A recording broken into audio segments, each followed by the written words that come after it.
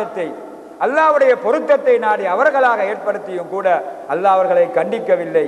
மாறாக கூலி வழங்குவதாக அல்லாஹ் அருள்மறையிலே சொல்கின்றான்.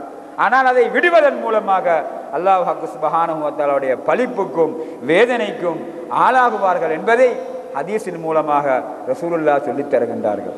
எனவே இவைகள் எல்லாம் பக்குவமான அமல்கள். ஒரு நாதாவை, இறைவனுக்கு நெருக்கமான ஒரு நேசரை, அவரது புகழுரையை நாம் கூறும் பொழுது அல்லாஹ்வுக்கு கோபம் வராது, இரக்கம்தான் வரும். ஏன்? அல்லாஹ் சுப்ஹானஹு வ தஆலா ஒரு தாய் தனது குழந்தையோடு இருக்கக்கூடிய அன்பை விட 70 மடங்கு பல மடங்கு அவனது நல்லடியார்களோடு அல்லாஹ் இரக்கமாக இருக்கின்றான். ஒரு தாயிடத்தில் இருக்கக்கூடிய அந்த குழந்தையை ஒரு பக்கமாக உனக்கு குர்ஆன் ஹதீஸ் ஞானம் இல்லை என்று சொன்னாலும் கூட நீ மனிதாபிமானம், நீ மனுஷனா என்று பார்த்தால் சிந்தித்து பாரே. ஒரு குழந்தையை ஒரு தாயிடம் என்று எடுத்து நான் அதை கொஞ்சி விளையாடி இரக்கமாக அந்த குழந்தைக்கு ஒரு சாக்லேட்டையும் கடைக்கு கொண்டு போய் வாங்கி கொடுத்தால் அந்த தாய்க்கு என்னோட கோபம் வருமா, இரக்கம் வருமா? ஆகா, அலிம்ஷா எனது பிள்ளையை அவரது பிள்ளை போன்று கவனிக்கின்றாளே, இரக்கம் காட்டுகின்றாரே என அந்த தாய் எனக்கு துஆ செய்வாள். அந்த தாய் அந்த பிள்ளையோடு இருக்கக்கூடிய அந்த அன்பை விட பல மடங்கு அந்த இரக்கமுள்ள ரஹமத்துள்ள நாயன் அவனுக்கு நெருக்கமான அடியார்களை, நல்லோர்களை நாம் நினைவு கூறும் பொழுது, அவர்களை கொண்டாடும் பொழுது அல்லாஹ்வுக்கு கோபம் வருமா? சிந்தித்து பார்க்கணும். அன்றைய காலகட்டத்தில் இருந்து அவ்வாறு கொண்டாடினார்கள். அல்லாஹ்வுடைய ரஹமத்து இரக்கம் நிறைஞ்சு கொண்டிருந்தது. காவிர்கள் மூலமாகவோ, முஷ்ரிக்குகள் மூலமாகவோ, வானத்தின் மூலமாகவோ, கடலின் மூலமாகவோ அல்லாஹ்வுடைய தண்டனைகள் நமக்கு வரவில்லை. அல்லாஹ்வுடைய ரஹமத் இறங்கிக் கொண்டிருந்தது. இன்று அவைகளுக்கு மண்ணை போட்டார்கள். அதாவது அந்த குழந்தையை எடுத்து முகத்தை பீப்பது, நோண்டுவது, தாய்க்கு கோபம் வரும் அல்லவா? இவ்வாறு அந்த அடியார்களை நாம் நோவித்தார்கள். ஏன்? ஹதீஸ் பஞ்சமா வாதங்களுக்கெல்லாம் ஹத்தை இஸ்லாம் வைத்தது. திருடினா அந்த கையை வெட்டு, அவன் தப்பி விடுவான். ஜினா செய்தானா அவன் திருமணம் முடித்தவனாக இருந்தால் கல்லெறிந்து கொள்ளு, அப்படியே சுவர்க்கம், அவன் மன்னிக்கப்பட்டுவான். ஹத்து இஸ்லாத்துடைய. திருமணம் முடிக்காதவனாக இருந்தால் அவனை, அதாவது கசையடி 100 கசையடி, அவதூறு சொன்னானா 80, மதுபானம் அருந்தினானா 40. இவ்வாறெல்லாம் பெரும் கொண்ட பஞ்சமா பாதங்கள், பெரும் பாவங்களுக்கெல்லாம் இஸ்லாம் ஹத்தை வைத்தது. வலிமார்களை, இறை நேசர்களை நோவிப்பதற்காக என்ன ஹத்தை அல்லாஹ் வைத்தான்? மன் ஆதாலி வெளியன் ஃபக்து ஆதன்துஹு பில் ஹர்ப். எனக்குள்ள ஒரு வெளியை, ஒரு நேசனை இவன் பகைத்துக் கொள்கின்றானோ, இவன் இன்னொரு ரிவாயத்திலே மன் ஆதாலி நோவிக்கின்றானோ, ஃபக்து ஆதன்துஹு பில் ஹர்ப். ஹர்ப் போர். இந்த மிஹராப் என்று சொல்கின்றோம், போர் செய்யக்கூடிய இடம். இங்க யாரோடு போர் செய்கின்றோம்? ஷைத்தானோடு போர் செய்து உள்ளங்களை பக்குவப்படுத்தக்கூடிய இடம் மிஹராப். ஹர்பு, அவன் அல்லாஹ்வோடு ஹர்பு போர் செய்கின்றான். அல்லாஹ்வோடு போர் செய்தா இன்னும் நம்மளை போன்று அல்லாஹ் வாழை எடுத்து டோக்கு எடுத்துக்கொண்டு வருவதா? இல்லை. கடலை குழப்பி விடுவான், வானத்தை குழப்பி விடுவான், காபிரை குழப்பி விடுவான், பட்டு மாலு. இன்று அதுதான் நடந்திருக்கின்றது.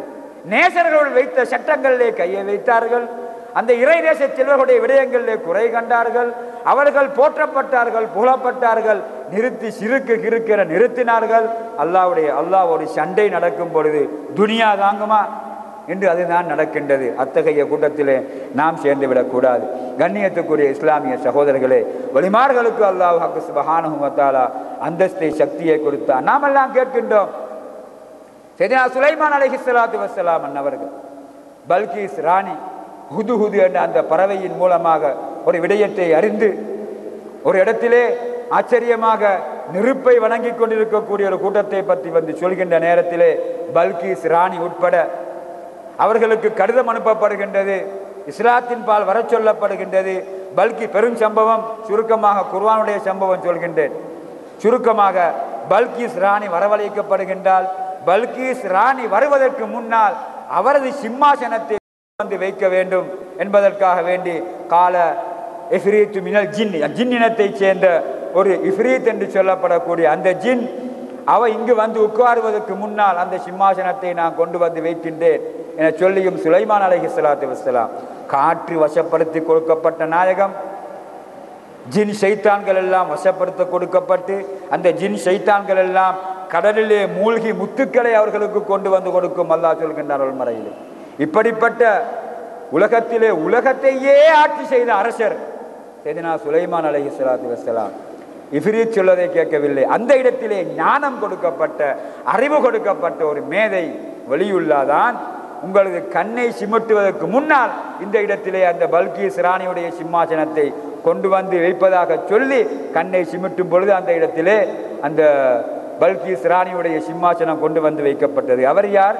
இறைநேச செல்வர் வலியுல்லா. அதே நேரத்திலே அந்த இறைநேசர் செல்வர் செய்துதானா சுலைமான் அலைஹிஸ்ஸலாம் அவர்களுக்கு அந்த உதவி தேவை? உலகத்தையே ஆட்டி படைக்கக்கூடிய வல்லமையை அல்லாஹ் சுப்ஹானஹு வ தஆலா அவர்களுக்கு கொடுத்திருந்தான். இவ்வாறு இருந்தும் கூட பல்கீஸ் ராணியுடைய அந்த சிம்மாசனத்தை அந்த இடத்திலே கொண்டு வந்து வைத்தவர் ஒரு மகான் இறைநேச செல்வர். அதை மறுக்க முடியுமா யாருக்காவது? அப்படியானால் சுலைமான் அலைஹிஸ்ஸலாத்து வஸ்ஸலாம் அவர்களது ஷிர்கா? கண்ணியத்துக்குரிய இஸ்லாமிய சகோதரர்களே, அல்லாஹ்வின் நல்லடியார்களே, அப்படிப்பட்ட நுபுவத்தை பெற்ற அந்த மகான் அலைஹிஸ்ஸலாத்து வஸ்ஸலாம் அவர்கள் கூட அவர்கள் மூலமாக இறைநேச செல்வர்களுடைய ஒரு உதவி அவர்களுக்கு கிடைத்திருக்குமானால் எங்களை போன்ற படுபாவிகளுக்கு இறைநேசர்களுடைய உதவி தேவையில்லையா?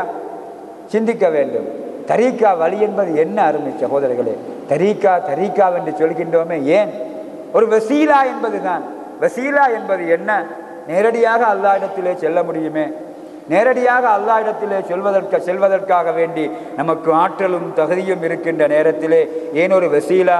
யா அய்யுஹல்லதீன ஆமனு இத்தகுல்லாஹ வபுத்தகு இலைஹில் வசீலத வஜாஹிது ஃபீ சபீலிஹி லஅல்லகும் துஃப்லிஹூன். அல்லாஹ் அருள்மறையிலே சொல்கின்றார், யா அய்யுஹல்லதீன ஆமனு, ஈமான் கொண்டவர்களே, ஆரம்பமாக ஈமான், இத்தகுல்லாக இரண்டாவதாக தக்குவா, ஈமான் கொண்டவர்களே நீங்கள் அல்லாஹ்வை தக்குவா செய்து, தக்குவாவுக்கு புற ஒன்றும் தேவையில்லை, வபுத்தகு இலைஹில் வசீலத, அவன் பக்கம் ஒரு வசீலாவை நீங்கள் தேடுங்கள், வஜாஹிது ஃபீ சபீலிஹி, நான்காவதாக ஜிஹாத், அல்லாஹ்வுடைய பாதையிலே ஜிஹாதுல் அக்பர், ஜிஹாதுல் அஸ்கர்.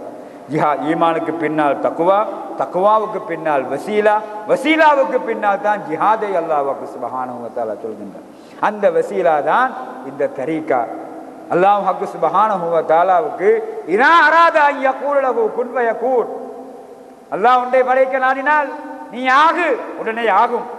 அப்படிப்பட்ட சக்தி மிக்க அல்லாஹ் சுப்ஹானஹு வ தஆலா மழை பெய்வதற்காக வேண்டி மீகாயில் அலைஹிஸ்ஸலாம், ரூஹ் வாங்குவதற்காக வேண்டி இஸ்ராயில் அலைஹிஸ்ஸலாம்,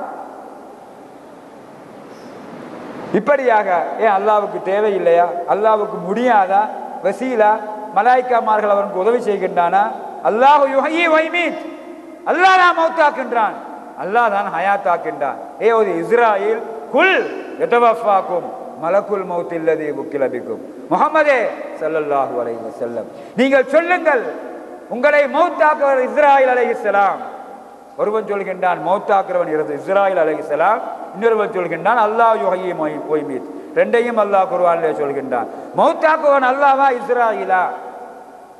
வசீலா என்பது என்ன? இதை உணராமல் நாம் கலைகளை புரிவதில்லை. இன்னக லா தஹ்தீ மன் அஹ்பப்த, நபியே நாயகம்